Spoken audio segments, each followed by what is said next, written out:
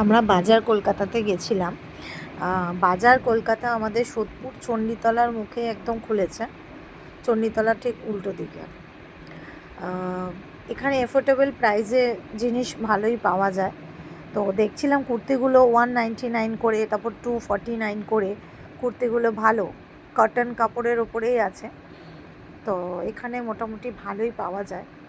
আমি এর আগে বাজার কলকাতা বেলঘড়িয়া থেকে শপিং করেছিলাম, বাট সোদপুরে ফার্স্ট টাইম খুলেছে, খুব এক্সাইটেড।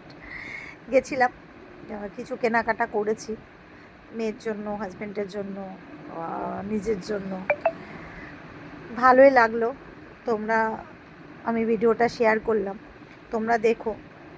কোথাও ভালো লাগলে চ্যানেলটা অবশ্যই সাবস্ক্রাইব করে দেবে, আর কমেন্টে জানিও কেমন হয়েছে ব্লগটা। আর বাচ্চাদের জন্য জামা কিনছিলাম।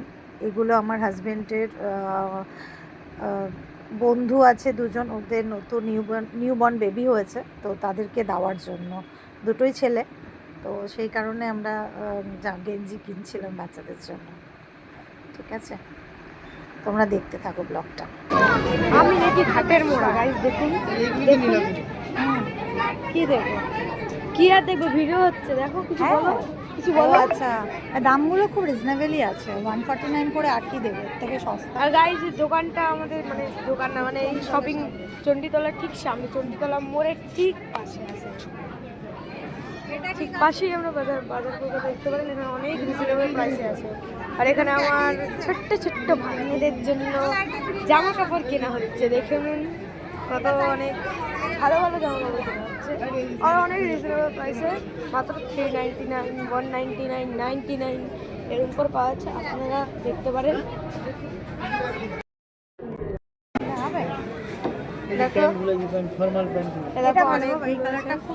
হ্যাঁ, এই কালারটা সুন্দর, আপাতত এখানে রাখো একবার, তারপর ওখানে একটা সেকশন আছে, তাহলে ওখানটা যাওয়া যাক।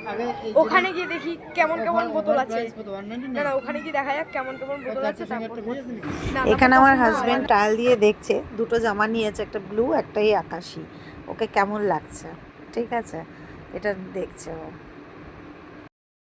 এখানে আমার মেয়ে একটা শার্ট নিয়েছে, খুব এক্সাইটেড ও, তার জন্য এরকম করছে। ঠিক আছে,